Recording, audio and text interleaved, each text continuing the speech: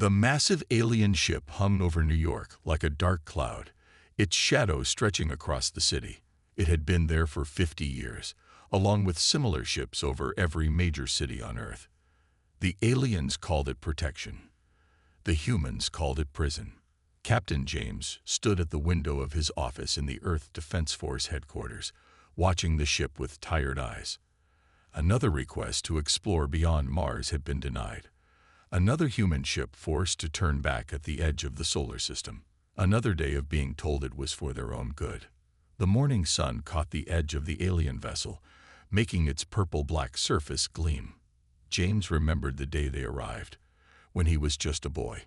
They came with promises of peace and protection, warning humanity about the dangers that lurked in deep space. Now, 50 years later, humans were still trapped in their own solar system, watching alien ships come and go freely through their space. James walked to his desk and picked up the report he'd received that morning. One of his teams had caught an alien ship taking samples from Earth's oceans. When questioned, they claimed it was part of their protection protocol. But James had seen the shipping manifest. Those samples were being sold for high prices in alien markets across the galaxy.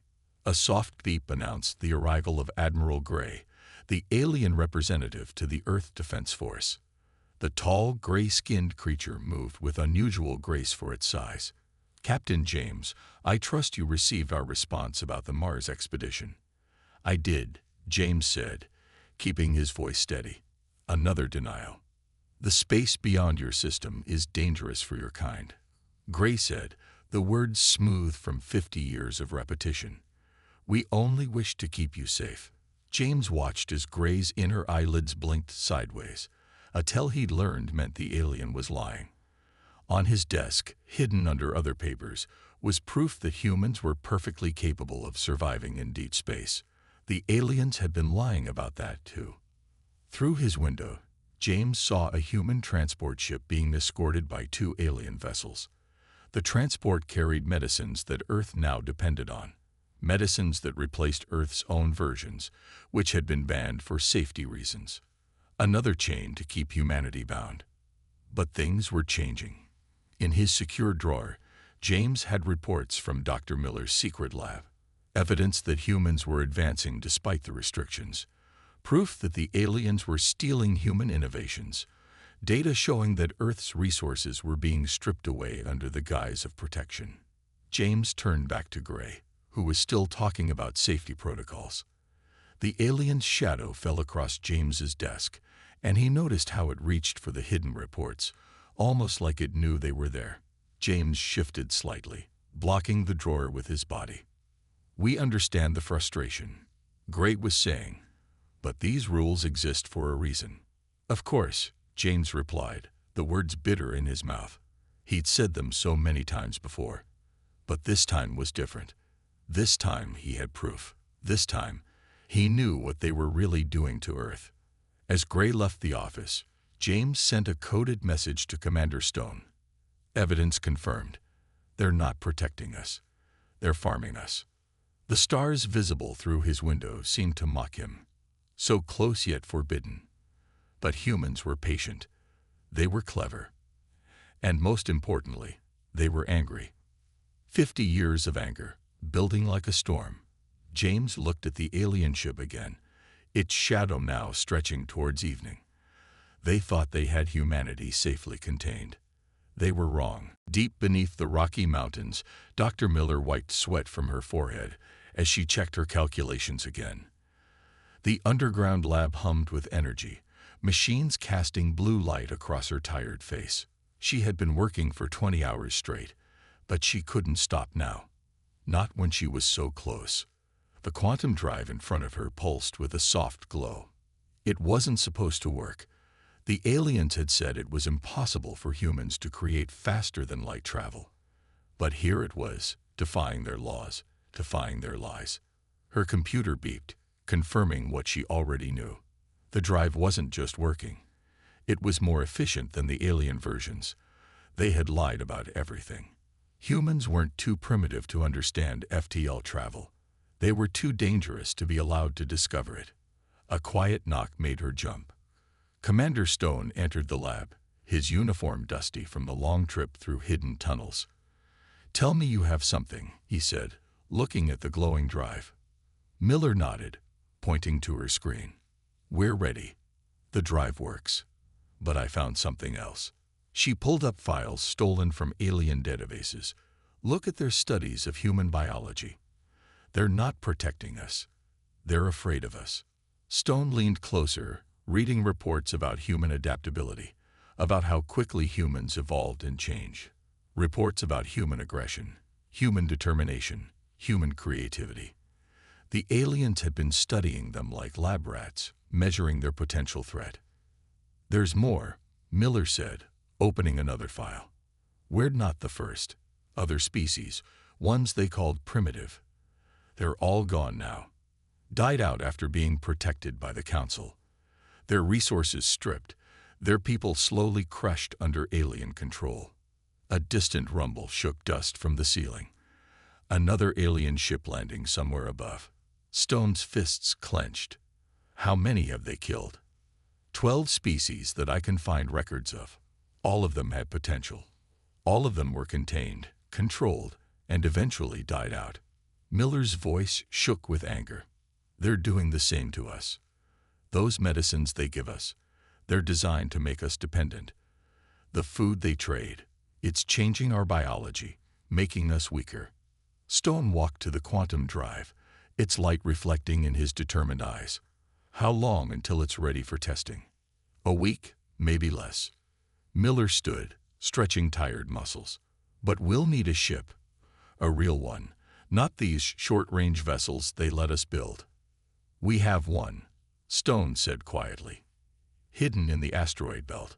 We've been building it in pieces for years, disguising it as mining equipment." He smiled grimly. "We're not as contained as they think we are." Miller saved her data to a secure drive. In the corner of her lab, a small alien monitoring device blinked its red light, seeing nothing but normal research.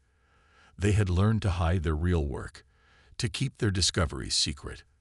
The aliens thought humans were simple, easily controlled. But humans had something the aliens hadn't counted on: desperation. 50 years of being caged had taught them patience, had forced them to become smarter, more careful, more dangerous. Stone helped Miller gather her equipment. Soon, very soon, the aliens would learn just how dangerous humans could be. The quantum drive pulsed again, like a heartbeat, like a countdown to freedom. The alien called Blue moved through the shadows of the underground lab, its skin shifting colors to match the darkness. It placed a data crystal on Miller's desk, hands trembling. "This will get me killed," it whispered, "but you need to know the truth." Miller picked up the crystal, connecting it to her secure system. As data flooded her screens, her eyes widened. Files, reports, secret meetings, 50 years of lies exposed in an instant. "Why are you helping us?" "Because I was there," Blue's voice cracked. "I watched them destroy the others. The runners who could outpace light, the dreamers who could shape reality, the builders who could create worlds." Its color darkened with shame. "All gone now, harvested and discarded like empty shells." Commander Stone entered, freezing at the sight of Blue. His hand moved to his weapon, but Miller shook her head. "Show him," she said. The screens filled with images of dead worlds, once great civilizations reduced to ruins. Blue pointed to each one. "The Council claims to protect primitive species, but they really protect themselves. They find races with potential, with unique gifts, and drain them dry." Stone watched as more images appeared. Alien ships harvesting resources, secret laboratories studying human genetics. "They fear us," he said quietly. "Yes." Blue's skin rippled with anxiety. "Humans adapt too quickly, learn too fast, fight too hard.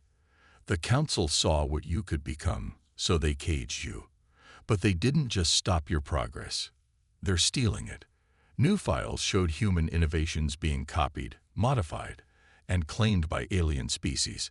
Medical breakthroughs, engineering advances, even art and music. all stolen while humans were kept isolated and weak. Anger burned in Stone's eyes. How many know about this? More than you think. Some profit from it. Others fear speaking out. Blue moved closer to the exit. But something's different this time. You humans, you didn't break like the others. You got stronger. Miller's computer chimed.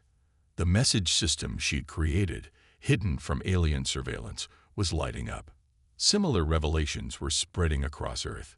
People were learning the truth, sharing evidence, connecting the dots. In cities around the world, humans looked up at the alien ships with new eyes. Not as protectors, but as prison guards.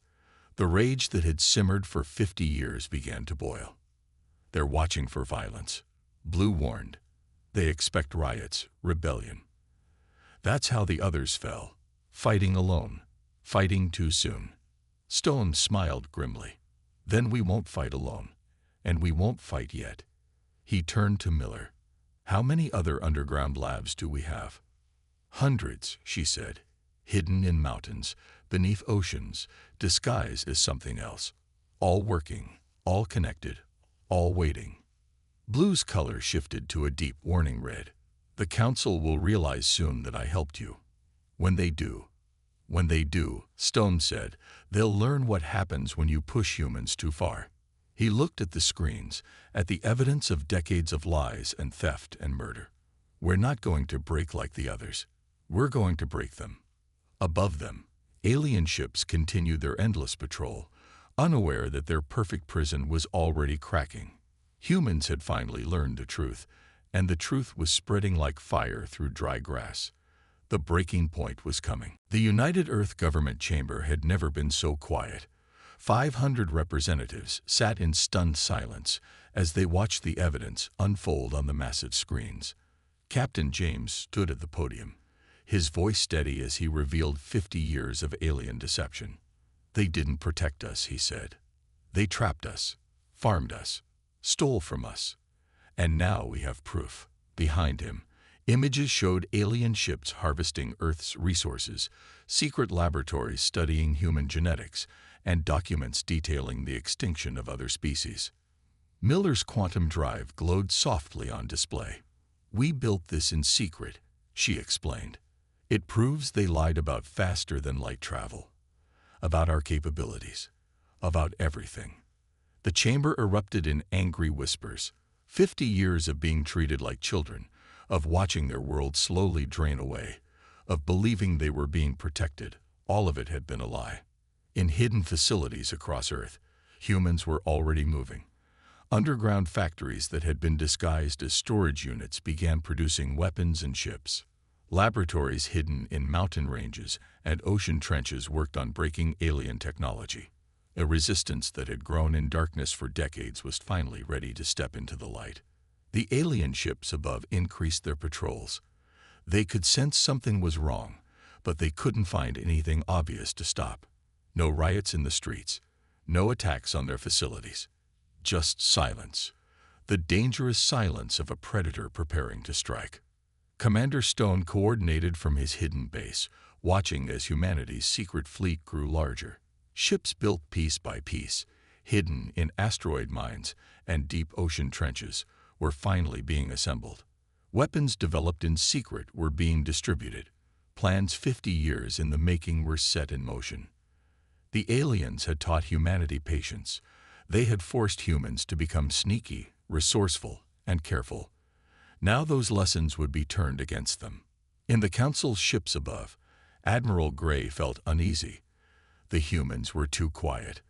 Their usual requests and complaints had almost stopped. But when his soldiers searched, they found nothing wrong. Just humans going about their daily lives, heads down, seemingly accepting their fate. They didn't see the messages hidden in normal communications, didn't notice the resources being moved in small, innocent-looking shipments, didn't realize that every human they passed knew the truth and was playing their part in the greatest deception Earth had ever attempted. Miller's quantum drive was already being mass-produced in underwater facilities. The Council's own sensors, designed to detect alien technology, couldn't recognize the human innovation. They had never imagined humans could create something they couldn't understand. In the government chamber, the vote was unanimous. Earth would strike back, not with anger or violence, but with something much more dangerous, with careful, coordinated purpose. The aliens had spent 50 years teaching humans how to be patient. Now they would learn what happened when that patience ran out. The council called it a quarantine, a necessary measure to protect humanity, they claimed. Within days, alien ships blocked all space traffic to Earth.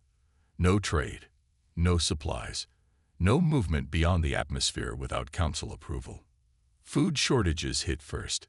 The aliens had made Earth dependent on their trade networks, their specialized foods, their efficiency systems. Now those systems were cut off. People stood in long lines for dwindling supplies, watching the alien ships circle overhead like vultures. But humanity had prepared for this. Hidden farms in underground facilities began increasing production. Secret hydroponics bays built into old subway tunnels supplied fresh food. The aliens thought they were starving humanity into submission. Instead, they were teaching humans how to be completely self-sufficient. Then came the attack. The research vessel Hope carried 20 scientists, all publicly working on council-approved projects. As it approached Mars, following all approved routes and protocols, a council warship opened fire. No warning, no mercy. The Hope exploded in a flash of light, scattering debris across space. Videos of the attack, captured by hidden cameras, spread across Earth in minutes. The aliens tried to block the transmission, but humans had built their own communication networks long ago. Every person on Earth watched as their people died, as the council showed its true face. In his command center, Captain James received the casualty list. Dr. Miller's sister had been on the Hope. Commander Stone's young nephew. 20 bright minds, 20 families shattered, 20 reasons humanity would never forget this day. The aliens expected riots, violence, the usual human reaction to pain and loss. Admiral Gray's ships prepared for civil unrest, for the primitive response they had seen so many times before. But humanity had learned from 50 years of captivity. They didn't riot. They didn't fight. They went quiet. The dangerous quiet of a storm about to break. The deadly quiet of a predator about to strike. In hidden bases across the solar system, humans made final preparations. The quantum drives hummed to life. The secret fleet powered up. Weapons were armed. Everything humanity had built in darkness was ready. The council saw only what they expected to see. A beaten species accepting their fate. They didn't understand that humans had passed their breaking point long ago. This wasn't the beginning of humanity's resistance. This was the end of the council's rule. Stone looked at the images of the Hope's destruction one last time. Tomorrow, the council would learn what happened when you pushed humans too far. When you killed their people. When you tried to break their spirit. Humanity wasn't breaking. They were already broken, reformed, and forged into something new. Something the council had never seen before. Something they would never forget. The attack began in silence. Across the solar system, hidden ships powered up their quantum drives. In underground bases, weapon systems came online. 50 years of preparation culminated in a single command from Captain James. Now, the council's ships never saw it coming. Human vessels, built in secret and hidden in plain sight, appeared from asteroid fields and gas giant storms. Their quantum drives, more advanced than anything the aliens had, let them jump past the council's blockade before they could react. Admiral Gray watched in horror as his fleet's sensors went dark. Humans had spent decades studying alien technology, finding its weaknesses, developing countermeasures. Now those weaknesses were being exploited with surgical precision. Earth's atmosphere came alive with motion. What the aliens thought were primitive defense platforms revealed themselves as advanced weapon systems. The council ships, so long a symbol of oppression above Earth's cities, found themselves surrounded. Commander Stone led the space assault, coordinating attacks across the system. The humans didn't fight like primitives. They fought with cold, calculated fury. Every strike had a purpose. Every move was planned. This wasn't blind rebellion. This was strategy 50 years in the making. The Council's response fleet arrived through their faster-than-light corridors, ready to crush the human resistance. Instead, they found their corridors suddenly blocked. Dr. Miller's quantum drive technology didn't just match the aliens. It surpassed it. Human ships could go where the Council's couldn't, strike where they weren't expected, vanish before they could be caught. In his command ship, Gray watched his tactical display turn red as more ships were lost. The humans weren't just fighting. They were winning. His sensors detected more vessels appearing from hidden bases on Mars, in the asteroid belt, even from deep beneath Earth's oceans. The Council had expected a disorganized uprising. Instead, they faced an army that had spent 50 years preparing for this exact moment. Humans hadn't wasted their imprisonment. They had used it to study their captors, to learn their weaknesses, to plan their downfall. Other alien species, watching the battle unfold, began to switch sides. They had feared the Council for too long, watched too many races fall. Now they saw a chance for freedom, led by the very species the Council had tried to break. In orbit around Earth, the last Council ship surrendered. Admiral Gray stood before Captain James, no longer tall and imposing, but broken. "How?" he asked. "How did you hide all this?" James smiled grimly. "You taught us well. You showed us how to be patient, how to hide our true nature, how to wait for the perfect moment." He looked out at Earth, now free of its alien shadows. "You tried to contain us. Instead, you created your worst nightmare." The Council's great experiment had failed. Their perfect prison had become a training ground. And humanity, the species they had tried to break, had emerged stronger than ever. The Council chambers fell silent as Captain James walked in. The great alien leaders who had ruled the galaxy for centuries watched as a human stood before them for the first time. Behind him, Earth ships held position outside, their quantum drives glowing with power the Council had never imagined possible. The Council's lies have been exposed across the galaxy. Records of destroyed species, of civilizations drained and discarded, sparked rebellion on 1,000 worlds.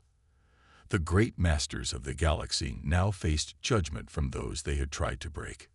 "You killed 12 species," James said, his voice carrying through the chamber. 12 civilizations that could have joined us among the stars. 12 futures you stole." He placed a data crystal on the central table, and images of dead worlds filled the air around them. The Council leaders shifted uncomfortably. Their mighty empire was falling. The same networks they had used to control the galaxy now spread the truth of their crimes. The same technologies they had used to suppress primitive species were being turned against them. But humanity did something no one expected. They didn't destroy the Council. They didn't seek revenge. Instead, they'd rebuilt. Earth ships appeared above dying worlds, offering help. Human scientists shared their advancements freely, helping other species break free from Council dependence. Dr. Miller's quantum drive technology spread across the galaxy, but with a condition: it could never be used to suppress another species. Commander Stone's military forces became peacekeepers, protecting developing civilizations from those who would exploit them. The prison that had contained humanity became the foundation of something new. Underground bases became schools where other species learned to resist control. Hidden factories produced tools for freedom instead of weapons for war. The very skills humans had learned in captivity now helped others break their own chains. Blue stood in Earth's new embassy, watching alien ships come and go freely. "You could have destroyed them," it said to James. "After what they did, no one would have blamed you." James shook his head. "We didn't fight to destroy. We fought to change things, to make sure no species ever faces what we faced." He looked out at the stars, no longer forbidden, no longer threatening. "They tried to break us, but they only showed us who we really are." Across the galaxy, the story spread. The story of how humanity reached their breaking point and emerged stronger, How they turned 50 years of oppression into a force for change. How the species that was meant to be broken instead broke the chains of 1,000 worlds. The Council's great experiment had failed, but it created something they never expected. A humanity that fought not just for itself, but for all those who couldn't fight back. The stars that were once their prison now shone with new hope, and no species would ever forget the moment when humanity showed the galaxy what it truly meant to be free.